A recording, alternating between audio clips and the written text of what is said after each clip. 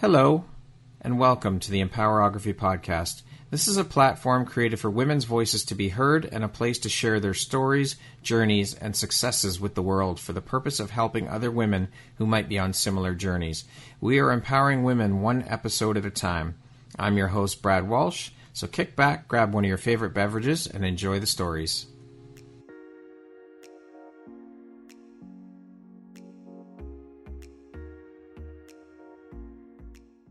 If you've ever felt like your voice didn't matter, like your story wasn't worth sharing, you're not alone.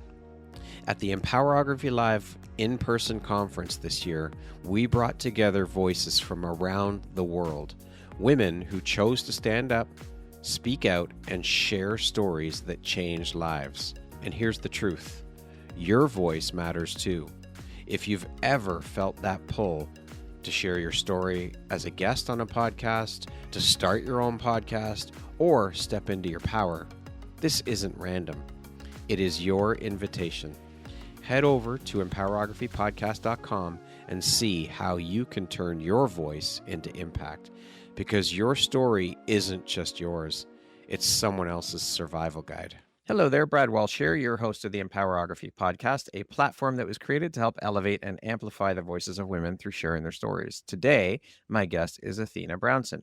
She is a former professional skier, a realtor, and a thriving entrepreneur who advocates for resilience, empowers audiences to embrace change, build balance, and align their careers and life with their values and redefine success. Welcome, Athena. How are you today? Brad, thank you so much for having me. I am just thrilled to be here, so I couldn't be better, honestly. Thank you. I am honored and excited to have you here. I cannot wait to jump in and share about all the beautiful light you put out into the world through the work you do, a bit about your story, your journey. So with that being said, let's get this party started. Let's party. Can you tell us let's start off with you telling us about your career as a professional skier. How long did you ski for, and what brought that career to an end? Because it's former professional skier. So tell us all the things. It is one of my many lives, to say the least. I like to think I didn't even have a chance. My dad was a professional skier. I grew up in a mountain community called Breckenridge in Colorado. And I learned how to ski when I learned how to walk. So I was just under 2 years old. I had skis strapped onto my feet and I was fearless. Holy shit. Yeah, that is literally how I began. And it even started before that. I think at 3 weeks old, my dad had me in a baby Bjorn skiing down the mountain. Totally illegal now. There's no way that would pass. But needless to say, I became absolutely infatuated with the sport. I loved the coaching element. I loved the camaraderie that I had with teammates. And as I got older, I found myself in an amazing community of athletes and of coaches that were pushing one another to just really succeed. And they helped me to do that. I was about to turn 15. I went pro at skiing. So that basically. Holy shit. I know. At 15? I was a baby. But honestly, in the world of skiing, things happen a lot younger because you fall. You definitely want to be a little bit more pliable and be able to rehab. But yeah, I started getting paid to ski and travel the world at age 15. Wow. So that's not something that is necessarily normal, but it was the greatest gift that I could have been given as a young person. I skied about 300 days a year all over the world. When it stopped snowing in North America, we'd head down to South America and do Chile and Argentina and New Zealand, and then come back up when it was time for ski season here in the States, and then head over to Europe. So it was probably the best business school that I ever could have gone to be honest. It taught me everything I've used later in life. But it is called an extreme sport for a reason. Yeah. It's extreme. I was throwing myself off 100-foot jumps, doing crazy tricks and expecting it to always go well. Of course, with this extreme lifestyle comes injury. Yeah. So I definitely had, I think by the time I was 22, I'd had about 15 surgeries from skiing. Holy in 7 years? Yeah, or in 10 years. Yeah. Wow. So when I wasn't skiing, I was rehabbing something. And it got to the point where it became a question of what to do next or And in my mind, there was no next. Skiing was the end all be all. But in Right. reality, people do retire young. So I decided to hang up the ski boots at one point. Wow. How old were you when you hung up the ski boots? I was just about almost 25. So like 24, we'll call it. Wow. So 10 years as a professional skier and the career's done because of injuries and Yeah. But that in skiing, that was a pretty normal trajectory, I would say. yeah. Wow. Mhm. So when your body forced you to stop being who you thought you were as a professional skier and an athlete, who did you become when everything familiar was stripped away from you? Oh, I would say 2 words, identity crisis, complete identity crisis. Mm, I think societally and especially as athletes, we put so much emphasis on what we're achieving, how we're performing, what accolades we're receiving to form our identity, especially as a young person, mm, with so much pressure and attention and so much thought is going into what you're doing. yeah. You don't necessarily have the skill set to recognize there's a difference between what I'm doing and who I am. Right. So for me at the time, I was skiing. Skiing was me. It was my world. It was everything. And when my doctor looked at me and said, Athena, look, you're going to need a knee replacement before 2 knee replacements before you turn 30 if you keep this up. Yeah. I think it's time to start consider retiring. I went into complete identity crisis because I didn't know what I wanted outside of skiing. I had a very one-track mind as an athlete, and it was the first of many reinventions of self that I found myself in, but it really caused me to slow down and Mhm. take some time and look inward and say, "Okay, who am I apart from skiing? What is it that I enjoy? What are my values? Who is Athena, not Yeah. just who's Athena the skier?" Yeah. I was terrified. I had no idea what I was doing. How long did that first or second iteration of Yeah. Athena take from the time you stopped skiing to the through the identity crisis to where you found your first life after skiing? How long did that take you to get through and to get there?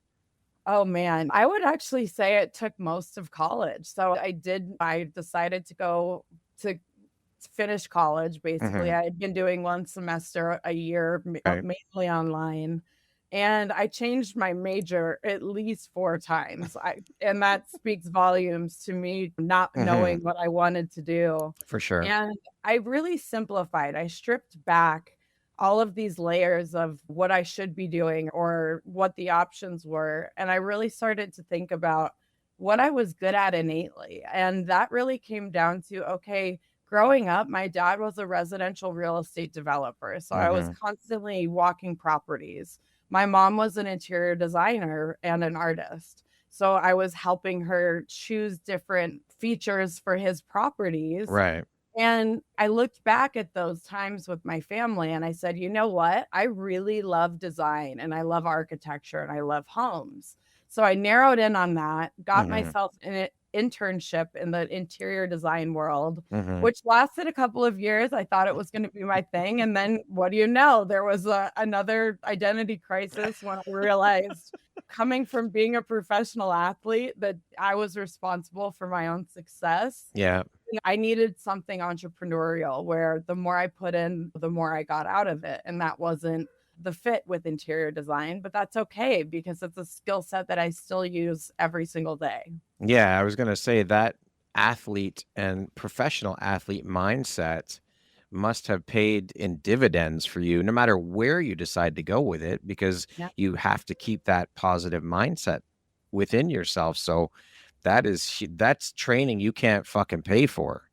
No business coach could have taught me the lessons in accountability and the art of showing up and resilience and grit and discipline that Yeah. I gained through years of coaching with skiing. So again, it was the best business school that I ever could have gone to. Amazing. Yeah.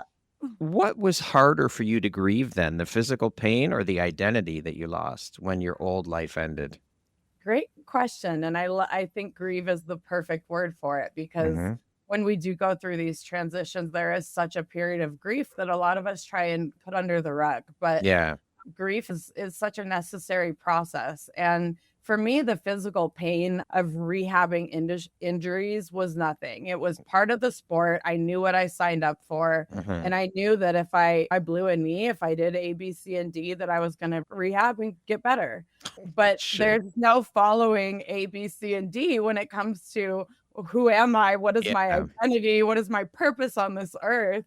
That is a much more difficult thing to grieve, because I did grieve the loss of this identity that I thought I was, but it helped grow into something so much more real, and such something attached to me, not necessarily attached to what I was doing. Yeah, that is incredible. So if your former skier self met the woman you are today, what do you think she would struggle to understand? Oh, she would be so confused. First of all, about why I'm not wearing tall tees and still skiing on the mountain. I think it's multifaceted. She would be very confused by how quickly of a 180 my life did when I did get ill later in life. But she would also be in awe of the life and the business and the community that I have created through something that was not an athletic endeavor, because I was always an athlete. Yeah. And that's where my mindset was. So I think she would be very proud. Amazing. I love that. At your lowest point, Athena, what choice did you make consciously or even unconsciously that changed the trajectory of your healing? Yeah, man. And there have been, I always say healing is such a roller coaster. There are so many highs and lows throughout the process, and I've had many low points throughout my journey. But what I've really recognized through those low points is that if I just could put one foot in front of the other, and some days that might look like making it down to the couch because I could get myself out of bed. Yeah. And other days that might look like, hey, I'm going to have my team come over for an hour so that we can debrief on what is going on in the world of business.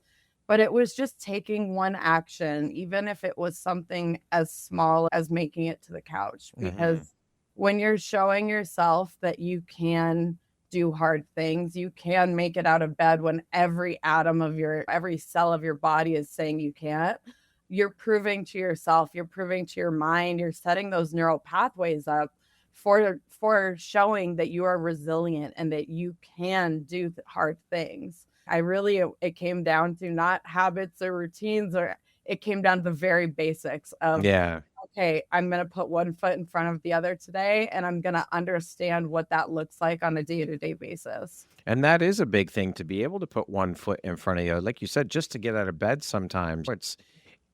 It's about celebrating those little wins, those micro wins when you do have them, for sure. Absolutely. Because we have been conditioned to believe that celebrating is boasting or being conceited or all of these other bullshit things, when there's nothing wrong with celebrating. We need to celebrate it. We need to normalize celebration.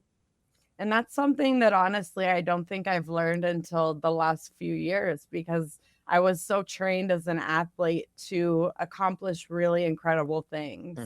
So when it felt like making it from bed to the couch, did that feel like I was achieving something incredible? No, it felt very disheartening. But what I recognize as my journey has gone on is that those small victories, those small wins that we find day to day have to be celebrated, because when we're celebrating that, it's actually attracting more abundance into our lives. And it's taking you out of that victim mentality, which I think anyone going through adversity, you go through phases of feeling like a victim. Why did this happen to me?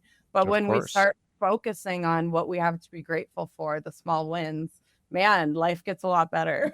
Absolutely. And it's also a permission slip for others to celebrate too. When they see us celebrating or see you celebrating or me or whatever, people around us, it normalizes it for them so that they too can step into that celebration mode. And what a beautiful environment that creates. Absolutely. It's beautiful energy. Yeah, absolutely. Yeah, for sure. I love that. Thank you. What did pain give you that comfort never could, Athena? I never thought that I would say that, but you don't look back at life, and when everything was comfortable, you think, Man, I grew so much as a person. Yeah. I learned so much about myself. It's when things are really fucking hard. Hmm. It's when you're in physical or mental or spiritual agony Yeah. that you're forced to dig within and really find out what you're made out of and figure out who you are. So without pain, I wouldn't be the woman I am today. It has formed me into a resilient, strong, confident Badass. woman. Yeah.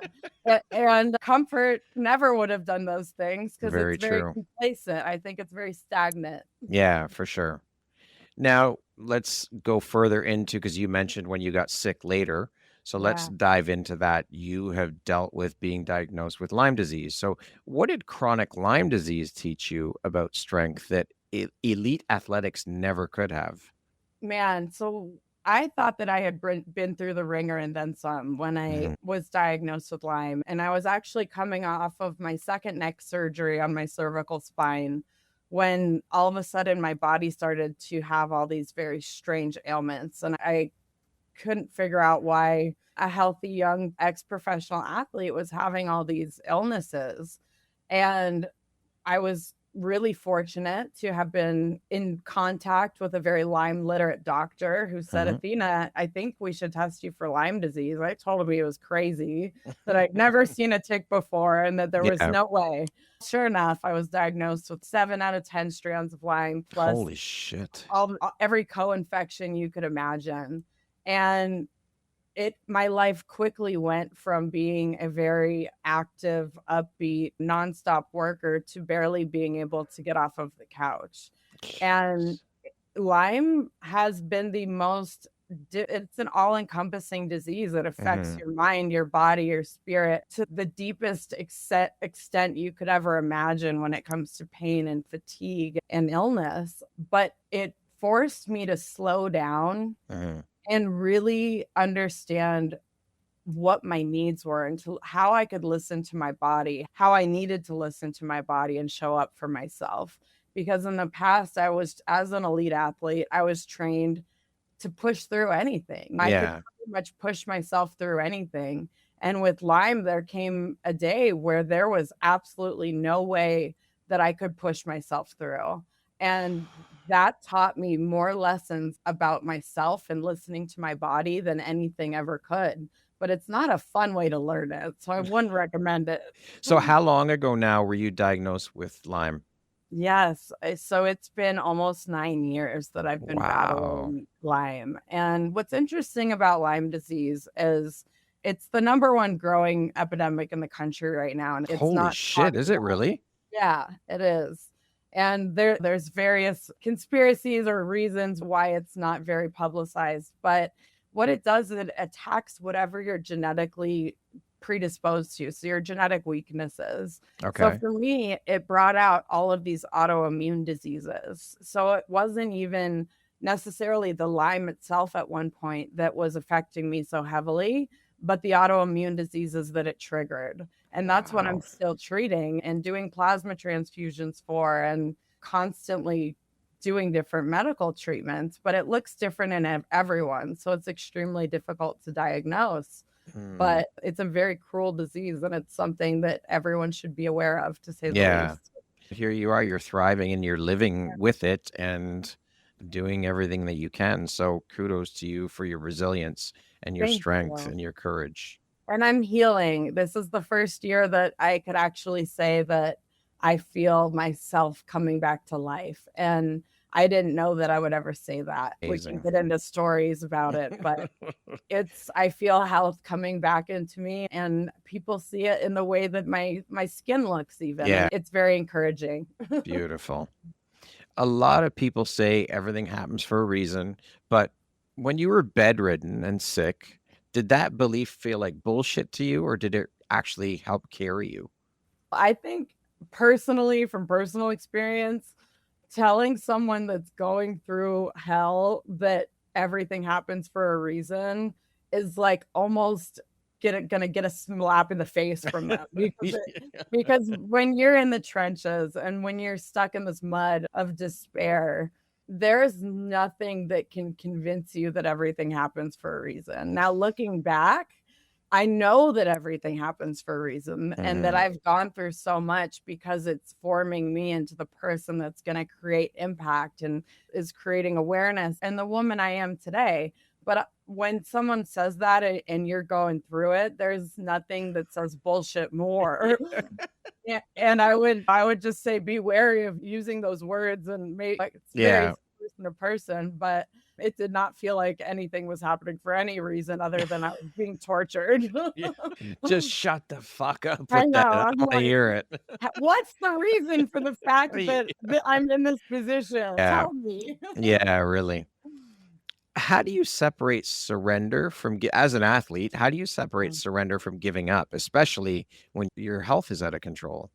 This is something that I still struggle with to this day because, like I said, I was really preconditioned to push through, and that success was vitally tied to achievement and what you were producing and what accolades you were getting. So when suddenly you're faced with a body that needs rest and that the greatest gift you can give it is to listen, I it took years, to be completely honest. I can't tell you how long I tried to just continue pushing through, but there comes a point where your body says, I'm not going to push through anymore. And that becomes so apparent in how you're feeling and how you're showing up in the world. Because when you're pushing through and showing up when your body is not capable, you're not showing up in a great representation of yourself. Right. You're scattered, you're chaotic, you don't feel good. So I recognized at one point that I had to learn to be my own healer, my own greatest healer. That if I didn't learn how to listen to my body and slow down when it was telling me I needed to slow down and surrender to that, that I would kill myself, like physically, not suicidally, but I would actually struggle because I was pushing myself too far. And I recognized that listening to my body was the greatest gift I could give it versus the attitude of, oh, I'm failing or I'm giving up because I'm not able to do something. It was, oh, I'm going to honor my body by giving it what it needs. Yeah. You have two choices, right? You either listen to your body when it tells you, or it's going to make the fucking decision for you. And that's it. Amen. Right? It could be more true. And you don't really want to find the latter position because you never know how permanent or detrimental that's going to be to your health. Absolutely. People admire resilience, but they don't see the private war that goes on internally. What was one of the darkest thoughts you had to learn how to quiet? Wow, it's a very emotional question because I look back at so many experiences of despair and just feeling like I was not enough, that something I had done was this was the result of it, and that I was never going to get better, and with that I would lose everything. Those were the thoughts that were going through my head. And it took a lot. I really amen for therapy. My therapist has done wonders for me, but it really came down to what I was feeding my brain with. Was I listening to inspiring podcasts that lifted me up? Was I listening to music that made me feel good? What was I consuming on the television? You really have to do an analysis of everything that is incoming to you, because we hold on to those things and our subconscious does. And when you're in a place of rock bottom despair, you have to be so aware of and even if that means, okay, today I'm going to listen to my favorite music so that I can get a smile. Yeah. Those are the things that are going to start rewiring our brains and giving us that hope that we need. And for me, that's what it really looked like. It was, what little habits can I do every day where if I feel hopeless and I feel like I'm failing, then I know I'm going to put my favorite music on or one of my favorite podcasts. And I'm just going to, if I need to cry it out while listening to the music, I'm going to do that because that's serving whatever my needs were. But I think really having an awareness of what you're consuming during good and bad times in life is really critical. Yeah, that self-awareness is fucking key. We all need that for sure. So thank you for sharing that, Athena. Yeah. What is one daily practice that started to help you feel more like yourself again before the big, huge breakthroughs came for you? Yeah. So I had a coach at the time who had me set up. He always said, keep it simple, stupid. We don't need to overcomplicate Mhm. everything and make every new habit and routine in your life. That's not sustainable. And I think coming off of a new year, that's a good reminder too, Yes. is picking one thing that you know you're going to be consistent with every Mhm. day. And for me, that looked like having a very short but very powerful morning routine. Okay. And that I could do from bed if I needed to, from Mhm. the couch, whatever state I was in. And it really came down to writing out everything I was grateful for that day and writing out my affirmations in the present tense. I am healing. I am healthy. I'm full of life and energy. I am resilient. And then I would usually make a cup of coffee, try and read 5 to 10 pages of a good book. Mhm. And then I'd handwrite 2 notes to people that I really were supporting me or that I really wanted to know that I was thinking of them. So that became my daily practice, and I still do it to this day. And I swear, when I'm not doing it, my headspace is so much more congested and Yeah. cluttered than when I'm taking the 15 minutes to actually just implement this and remind myself that I have so much to be grateful for, and then pass that gratitude on and let people know how grateful I am to them. I love that. It's this theme through our whole conversation. I think those tiny little steps that make such a huge difference. Like you said, you don't have to reinvent the fucking wheel. You don't have to do everything grandiose. It's the small things that you build up and stack that make the difference. So thank Yeah. you very much for sharing that. That's Yeah. beautiful. Thank you. Thank you. There's a moment in every reinvention where you realize that you can't go back, even if you wanted to. When did that moment happen for you? Oh man, this was such a brutal moment or brutal time, I should say. So, I have a very rare, what's called an EMF sensitivity, Okay. electromagnetic frequency Mhm. sensitivity. So, I developed it about 2.5 years into when I got Lyme disease. And it meant that anything that emitted a radiation from whether it was Bluetooth, any technology like my Mhm. phone, my computer, LED lighting, refrigeration, would actually, because I have a nerve disease that Mhm. makes it so my nerves are exposed, it would hit me in the nerves and I'd get electrical burns all over my body. Jesus. So if I was using my computer, I would get electrical burns on my hands and my chest. If I was typing on Holy my phone, shit. yeah, it was, and they would bleed. It looked like little bolts of lightning running through my skin, Wow. basically. And I'm a very extreme example of it. I've gotten a lot better, thankfully. But I, at one point, had to move into an RV and that wasn't connected to any electricity, no internet, no Bluetooth. And when I did need to use the internet, because I was still working, I would Mhm. have to wear a lead blanket and lead gloves and go Fuck. somewhere where I could use the internet.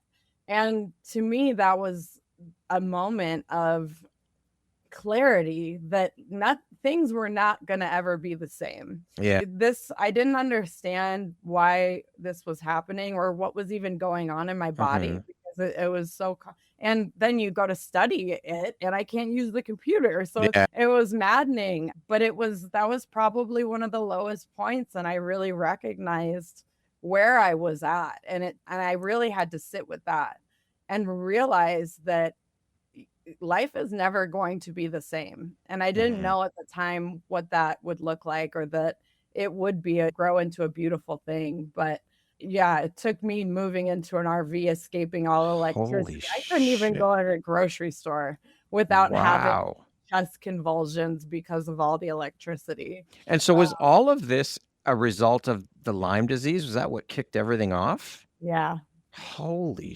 yeah, shit. it's And wild. and so how did you get that under control? So it took years actually, but we figured out that with the one of the autoimmune diseases I have, I was producing way too many antibodies. And the Mhm. antibodies, instead of attacking things coming in from my environment, they were actually attacking me. So they were attacking my nerve. But if we could take out all of my plasma Uh-huh. and replace, which is where the antibodies live, and replace it with a filtered normal person's plasma, Uh-huh. then I was going to have a break for a period of time where Right. my nerves weren't getting attacked, and they'd actually have a little bit of a time to start rebuilding that mylar sheathing that protects them. Mm-hmm. So it started with needing to do plasma transfusions every other day. They take all the blood in your body out twice. They take out 8 pounds of plasma and then replace it with the bottled filtered plasma and an incredible centrifuge machine that separates Mm-hmm. everything. And it's science fiction, to say the least. But now I don't have to do it every other day. I do it every 4 to 5 weeks. And it gives Jesus. my nerves the break that they need to heal. And thus, I'm not getting electrocuted when Yeah. I have exposed nerves. So Fuck. How I long know. does that process take? Yeah, I did one yesterday. So depending on what type of plasma I need, Mm-hmm. sometimes I have to get it from the blood bank, usually about 3.5 hours. Jesus. Yeah, it's gnarly. It literally feels like getting steamrolled by a heavy vehicle. I'm Um, sure. but it's also the thing that has given me life again, and I'm so Yeah. grateful for it. So Wow. Just it's that little attitude shift right there. What you just said, it's horrible, but I have to be grateful. That is fucking huge. That and is huge. it took a long time to get there too, because Yeah. at first I had two huge tubes hanging out of the side of my neck to do it. Mm-hmm. And it was one of those, like, why am I going through I'm going through hell? Like, how is this Yeah. even possible? And then it moved to a port in my chest, and now I have a port built into my arm that I call my robot arm because it The looks like a bionic robot. arm. Yeah. Athena's So bionic arm. I like to say that I'm just slowly but surely becoming a little bit more resilient body part by body part. Athena, the bionic woman. I love it. Exactly. I'm like, all of this is transforming me into a bionic woman, so I've got to be grateful for that. Can you Uh, complete this sentence for me, Athena? My pain didn't ruin my life. It blank. It saved me. It turned me into the woman that I am today. It Phew. did. Wow. That's fucking Yeah. powerful. To Yeah. again, to It get to gives that me the point, to be able chills to to say say that. that. It gives Yeah. me the chills because it did. It changed my life, and it set me on such a path of wanting to serve and connect with others in a Mhm. way that being an athlete teaches you so much about yourself Mm, and how you're going to succeed. And this illness has taught me, how can I help others get through adversity? And that's where I think we find fulfillment in life. So for truly, it's sure. a That's incredible. Thank you for sharing that. yeah. As mentioned off the top of the interview, you're also a realtor. Can you share us how that chapter of your life began, and how did the opportunity come up, and when did it appear for you? Absolutely. So growing up, like I said, my dad Mhm. was a developer, but I grew up in a mountain community where there were more real estate offices than t-shirt shops, which is really saying something. So I hated realtors. I thought they Mm, were corny car salesmen, dime a dozen. I was like, I would never do that in a million years. mhm. Yet everything that I grew up around and everything I loved really revolved around the home, Mhm. whether it was through design or understanding architecture. So I was sitting down with a good friend about 12 years ago now, and I was expressing to her that I was feeling a little bit blah about my current interior design job, that I really wanted to find something that was going to push me more. And she said, Athena, why don't you talk to the owner of my company? She was a Mm. realtor.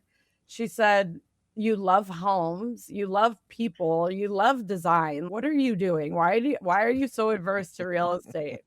And again, I just thought it was very transactional, and I'm not a transactional person.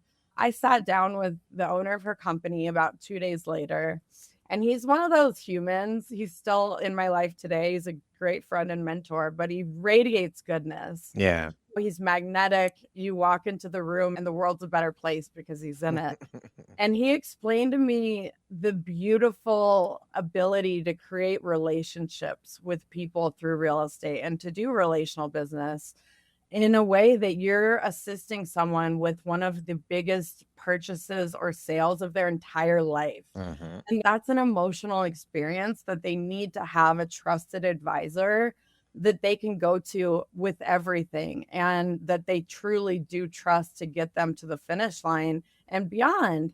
And he inspired me so much with just simply telling me how he ran his business. He wasn't trying to sell me, he wasn't trying to pitch me. He was just telling me his beliefs on Mm-hmm. business and in real estate. And I was so blown away that I put in my notice the next day at Wow. my job, and I immediately signed up for real estate school. It was funny. I actually was going in for another knee surgery to clean things up. So Mm-hmm. while I was recovering from knee surgery, I got licensed, and I've been an agent for 11 and a half years now, and it was the best decision I ever made. And I can't believe how big of a 180 my mindset did when it came to who realtors could be. Not That's saying that all are incredible. great, but It's just like anything else. There's any always bad profession. apples, right? So Totally. amazing. What an incredible story. That, I and to got I have got that guidance and support and mentorship is, that's, there's so much value there. every move he made for the first year that I got licensed, I followed him. Mm-hmm.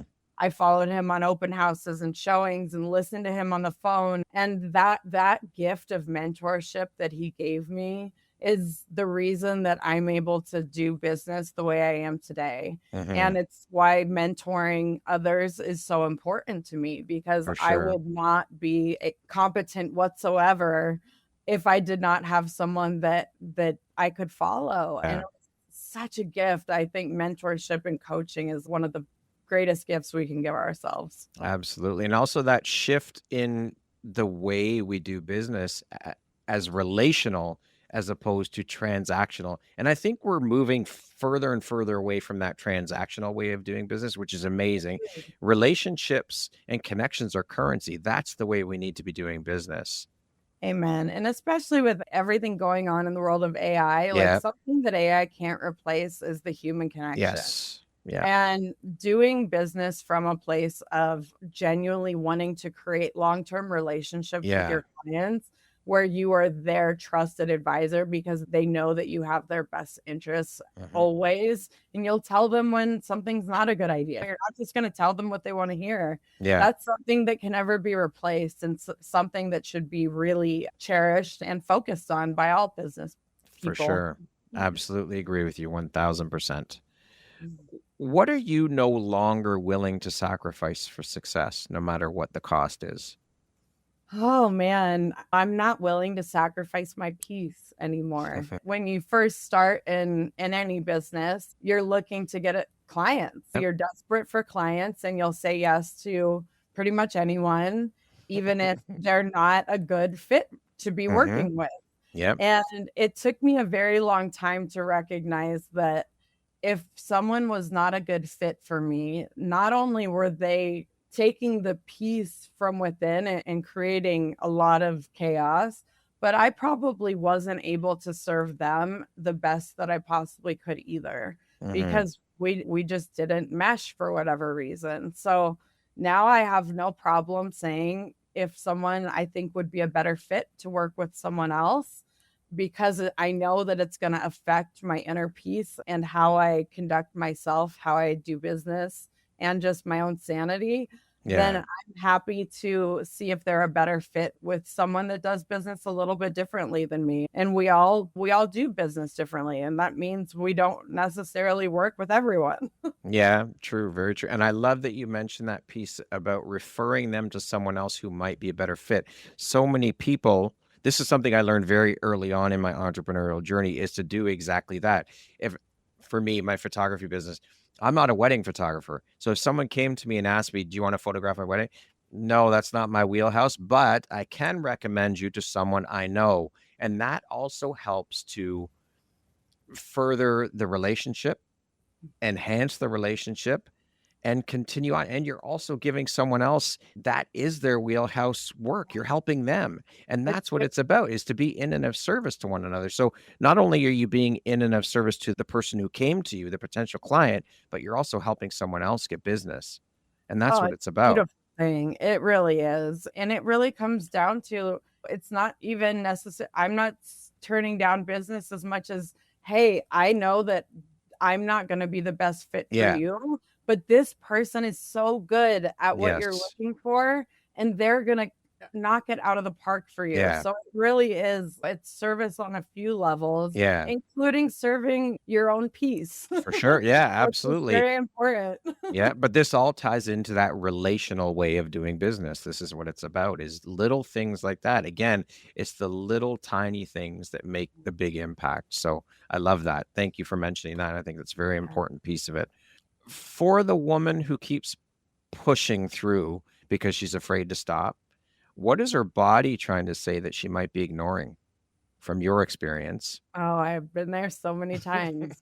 First of all, you have nothing to prove to anyone except if we are not taking care of ourselves, we are not doing a service to anything or anyone. And my business partner always used to say to me, and still does when I'm pushing myself too hard, you can't pour from an empty cup. Mhm. And if you are depleting yourself, if you are almost trying to prove that you're not a quitter, whatever it means, you're quitting on yourself.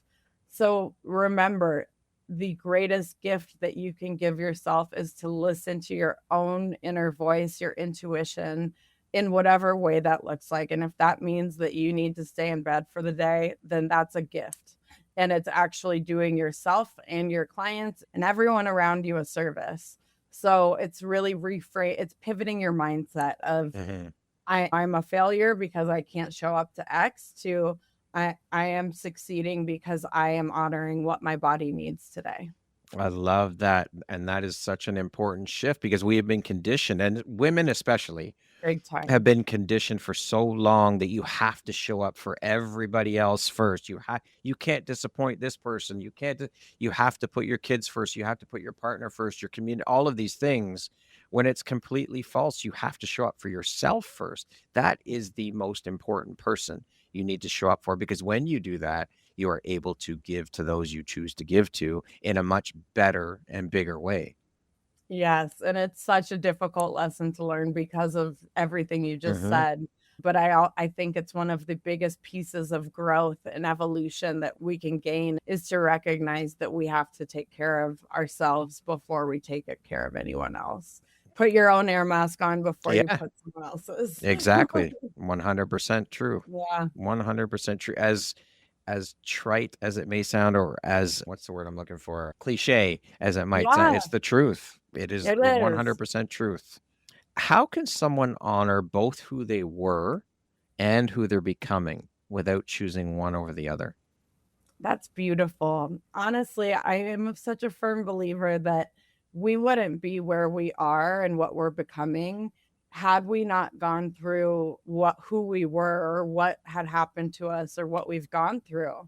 All of the lessons, all of the mistakes, all of the victories that we've experienced in our lives are or have the ability to form us into the amazing people that we are today and help direct where we're going. If I Mhm. hadn't gone through so much with my health, I would not have the resilience, the grit, the determination, or the compassion and the ability to really listen and care as much as I do had I not gone through such struggles.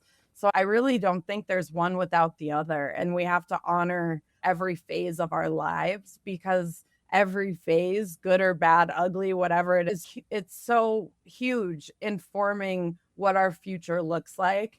And we can decide if we want it to form us into a evolved way of thinking, Mhm. or if we want to use it as a crutch and say, I've been through this. And it's okay, we've all been through things. So, what are we going to do to actually? Are you going to do some therapy? Do you Yeah. need EMDR? Do you Mhm. need brain mapping? What is it that you can do to actually take that negative experience that you've been through and turn it into something positive so that the future version of you is using it for the greater good? I fucking love that. It's all Right. of our experiences shape who we become. They are integral to building who we become. And so again, it's having and expressing that gratitude for the experiences. As shitty as they may have seemed at the time, you can look back and say, okay, this helped shape this, just as you're doing with your health issues and how they've helped shape who you are today. It's so important to have that attitude and outlook on it. Like you said, you can use it as a crutch, play the victim, all the different things, but that doesn't serve you, nor does it serve anyone around you. And we have to mourn and grieve things that have occurred, but I think that after that period, you have to close that door of continuing to bring it up, and because it's just going to bring your energy down, and it's going, you're going to be vibrating at a much lower frequency if you're not using these negatives as positives, because really anything as difficult as life is, like, there are good things that we learn from every difficult situation, even if it doesn't feel like it in the moment, or even like a couple years following it. But eventually you'll understand why things have happened and why it's going to actually help you get to where you want to be next. Love it. If a listener's standing on the edge of a change they didn't ask for, what is the smallest, bravest step that they can take today? A step, honestly. When we're encountering such monumental changes in life that we didn't ask for, at least for speaking from my own experience, I just wanted to shut down, and I didn't want to get out of bed. I didn't want to continue to push myself.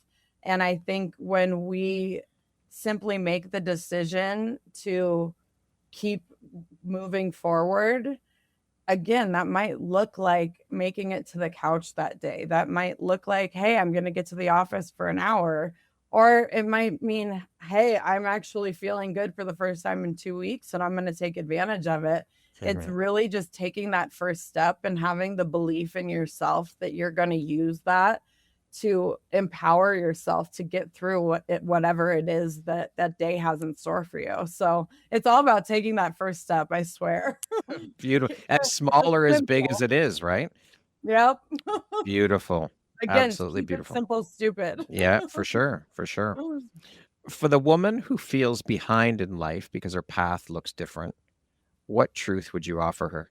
This was something that I've really been struggling with myself. And I'm 35 years old. Most of my friends are married with kids. And I was relating this to this incredible human who does a lot of healing work.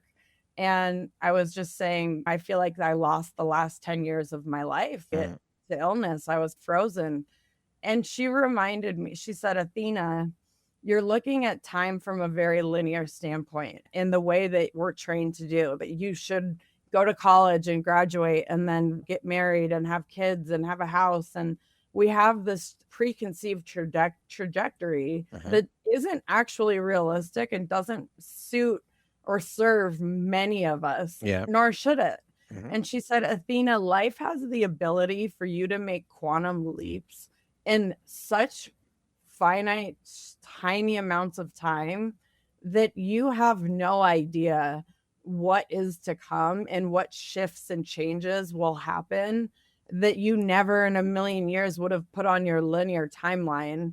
But we have to think of time as something that can shift in a quantum way and have faith and belief that our timeline is ours, and that whether it's the universe or God, whoever, whatever you believe in, this higher power has a plan for what our life is going to look like. And because we are all unique beings, our timelines are unique. So never closing ourselves off to the idea that huge changes and can occur very quickly, and that our path isn't supposed to look like everyone else's. And that's a beautiful thing, because that's what makes us unique and it makes us who we are. And it's something that should actually be celebrated. So I would say, screw your timeline, get rid of it. I'm trying to do the same myself. I'm trying to burn that idea of a timeline that I had and just remember to keep myself open to everything that is coming my way, because life does change really quickly for the good and for the bad. And we have to be ready for all of it. I fucking love that. That is such a beautiful and powerful reminder. Thank you for that, Athena. That Yeah, is no, it's so I'm just true. It's passing it amazing. along. She really rocked my world with that, and I Yeah. was so incredibly grateful for that wisdom because life does shift Yeah, faster than you know it. for So sure. screw the And timeline. no one's promised tomorrow. So fuck, live your best life every day. Live for Where the you are present moment. now. Yeah, Yes, that's all, because that's all we have. The past is gone. You can't change it. What you can do with that, though, is take the lessons from it, from the yeah, experiences, take them and move forward with them to yeah. do better. And the future isn't even fucking here yet. So you're worried about something that hasn't even happened, which is Story of my life. so it again, to your point, it takes practice. It takes work. You Yeah, have to practice that being in the present moment. But if you don't, you're going to miss out on so much. so true. The practice of living in the now is something that is so difficult, but Yeah, it's such a I think it's an integral part of fulfillment. for sure. I would agree with Mhm. you. If you could leave the listeners with one permission that they haven't given themselves yet, what would it be? Give yourself permission to be. Give yourself permission to show up in whatever capacity you're able to that day. Give yourself permission to love yourself through every phase of your life because some days it might feel really difficult to love yourself and to show up for yourself. But give yourself permission to just be in the now, be honoring to your body, be honoring to your mind. And that's going to take you so much further than trying to fit into a box of what you should be doing or what you think you should be doing. Burn that box and remember that you are where you are right now. And all we can do is our best and show up Mhm. for yourself every day, even if that looks not like what you expected it to. Yeah, love it. What does freedom mean to you at the very deepest level, beyond money, status, recognition? Man, freedom really comes down to peace for me. It comes down to being able to be present in where I'm at and have fulfillment in where I'm at and feel that peace. I think that's something that money, accolades, nothing can give you that inner peace other than yourself. So freedom to me really is, I always say protect your peace at all Mhm. costs. And that's really what freedom is to me, is protecting your peace and savoring it because there is a lot in the world that will try and take it very quickly. Beautifully said. How do you define success, Athena? I think success goes so far beyond what we're achieving, how we're performing, so to speak. Success comes down to what impact are we having on others? How are we serving? How are we? I think a lot about legacy. What is the impact in the legacy that I am leaving with how I'm showing up in the world every day? And that could be from the smallest action of smiling at a stranger or Mhm. asking someone how their day's going.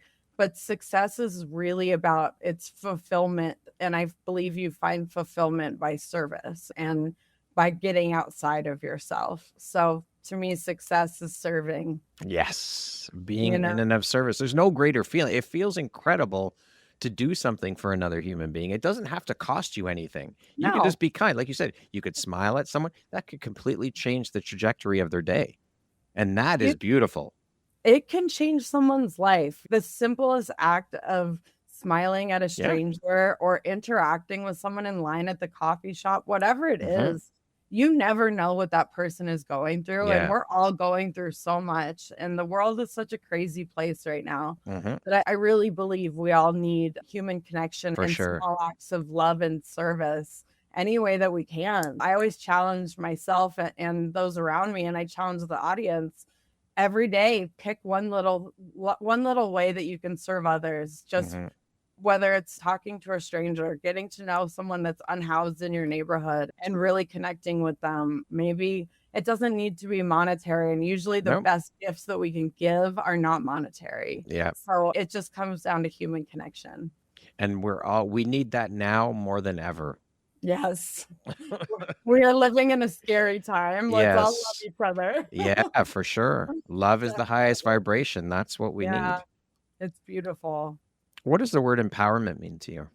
Empowerment is something that I struggled with this because Mm-hmm. empowerment is something so big to me. Mm-hmm. Empowerment is life lessons gained that have formed us into feeling like a powerful being. It's taking the lessons that we've learned in life and internalizing them. It is showing up fully and completely and being able to be present in that power, in that confidence. Empowerment is being able to pass that on to others. It's again, it comes down to service. How are we helping lift others up as we lift ourselves up? Because you don't want to rise alone. That's called dictatorship. Yeah.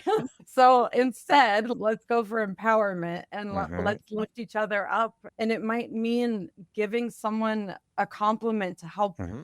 lift their confidence that day if they're struggling. That is going to empower you. But we get that ability through life lesson and Mm-hmm. struggles that we've been through.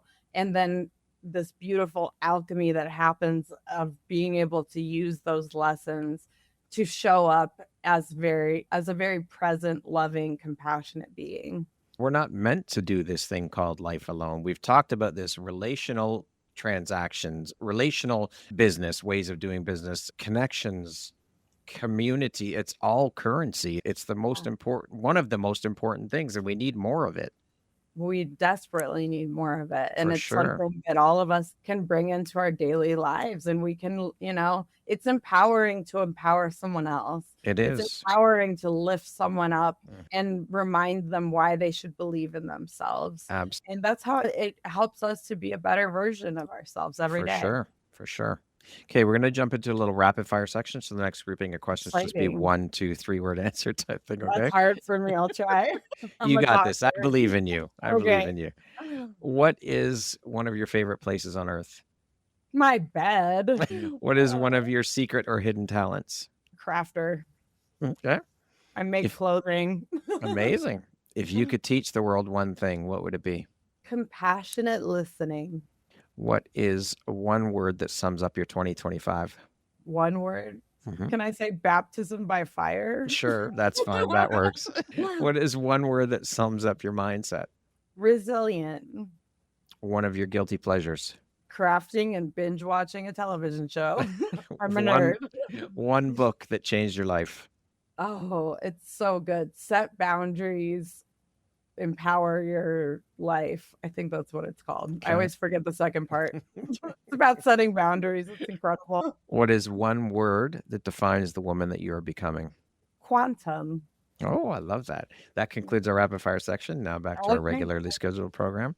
I Woo. created a bonus question that I did not send you ahead of time. What is one habit, ritual, or practice that has been a game changer in your personal growth? To be vulnerable, I would say doing EMDR therapy. Chronic illness is something that left or leaves many with a sense of PTSD.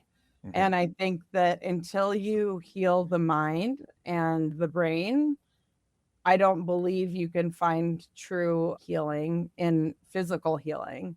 And I've done EMDR every week for the last 2.5 years, and it has transformed the way that I view what I've gone through, the way that I deal with things, the way that I approach problems now. It's completely changed my life, to say the That least. is And powerful. That's a yeah, powerful, bold statement. it is. It's Shit. completely changed my life, and it's something that I would encourage anyone just Mhm. having an outside party to speak with. And Mhm. if you need to do some brain retraining and kind of create new neural pathways, then we have the ability to do that, which is wild. It Like, is. the fact that we have the ability to rewire our brains from Mhm. past trauma or whatever illness, whatever it Yep. is that you've gone through, that's a gift that you will, live for the rest of your life. Yeah. That's incredible. Athena, if you were to introduce yourself to me without mentioning your occupation, where you're from, your ethnicity, your nationality, where you grew up, all of these things, these day-to-day markers that we use, how would you introduce yourself to me? That's such a tricky one. I would say I am a little ball of love. I am a passionate ball of love. I love that. Honestly, that is probably how I would want to be described. Okay. If you could step into my shoes, what question would you have asked yourself that I didn't ask you? Brad, I don't think anyone could come up with better questions than you ever, to be completely honest. Thank, I never would have even come up with the questions that you did ask, so thank you. But I think we covered it. You're incredible. thank you. I received that. I really appreciate that. That means a lot to me. Thank you for the care you put into doing that. I know it's not. I just want my guests to feel seen and heard, and I want them to walk away saying or thinking to themselves, fuck, that was an incredible conversation, or I already feel I that never thought way. about that. Yeah, That to me is everything. So you're thank you for doing that. it. Thank you. If you had the opportunity to sit down and have a 1 hour conversation with one woman, any woman in the world, who would it be and why? Alive or dead? Either. Doesn't matter. Whatever. The first thing that comes to mind is I had a ski coach named Sarah Burke. She was the first women's freestyle skier in the world. She paved the way for what I did professionally. And when I was mentoring under her, I was so young that I didn't understand the gravity of what she had done for women's sports and athletics and for fighting for our ability to now be in the Olympics. I would love nothing more than to sit down with her and thank her and understand how she made such a powerful impact in such a short amount of time. That is beautiful. Yeah. Is she still with us, or She's not with us anymore. She's past skiing, doing what she loved. But I think of her almost every day, and just the audacity and the fervor for creating change and for making her stamp on the world was something that I have seen in very few. And it made such a big impact on how women are able to show up in extreme sports today. Fucking trailblazer. She's incredible. Amazing. R.I.P. Sarah. And then you got to mentor under her and learn under her. What a gift. So lucky. Yeah. Seriously, she was the most encouraging, empowering. She was the epitome of someone who was serving through empowerment. She was lifting others up every single second of every day. And it was such a beautiful thing to witness. Amazing. Yeah. If you could go back, Athena, and give your younger self one piece of advice, what would that piece of advice be? As hard as I don't know that I would listen at that age, my younger self, but I would tell myself to trust in the timing of the universe. I would just want to let them know that they weren't alone. Everything was going to be okay. Yeah. And to trust that. But more than anything, just a sense of you're not alone in anything that you go through. Beautiful.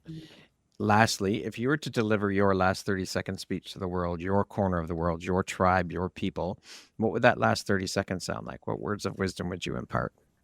Lifey. Life is going to be a complete roller coaster, filled with beautiful moments, filled with really difficult moments. And some days are really going to suck. And some days are going to be wonderful, but it's a culmination of all of these moments that allow us to be the people that we're meant to be, to show up in the world in a bigger way, and to live our lives in a big way. Embrace the suck. Understand that life is a roller coaster and that it's all going to be for the greater good.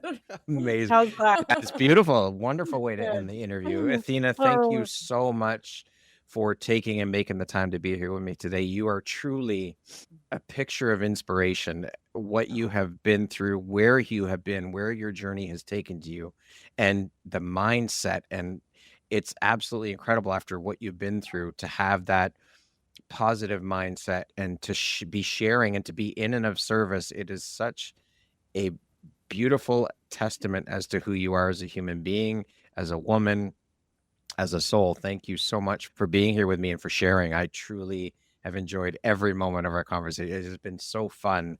I am grateful to call you a friend and to have you as a member of the Empowerography community. Thank you. I received that. Thank you. It was beautiful. And I just appreciate you so much. Thank you for putting all of the thought and time and love and care into what you do and making the world a more beautiful place. And I would just say you're stuck with me forever. So prepare. Welcome. That's beautiful. What a beautiful Awesome. gift. No, I but receive thank all of you. that. Thank you, Good. Athena. Once again, my name is Brad Walsh, host of your Empowerography podcast, a platform that was created to help elevate and amplify the voices of women through sharing their stories. Today, my guest has been Athena Brownson. She is a former professional skier, a realtor, and a thriving entrepreneur who advocates for resilience, empowers her audiences to embrace change, build balance, and align their careers and life with values that redefine success. Thank you so much, Athena. It has been an absolute pleasure. Have an amazing day. You too. Thank you, Brad. Thank you very much for listening to this podcast. If you haven't yet, please be sure to subscribe, rate, review, and share with all your friends. You can find me at visuphoria.ca, follow me on Instagram at Empowerography Podcast, and on Facebook at Empowerography. Please join me next time for another inspirational story from yet another amazing woman.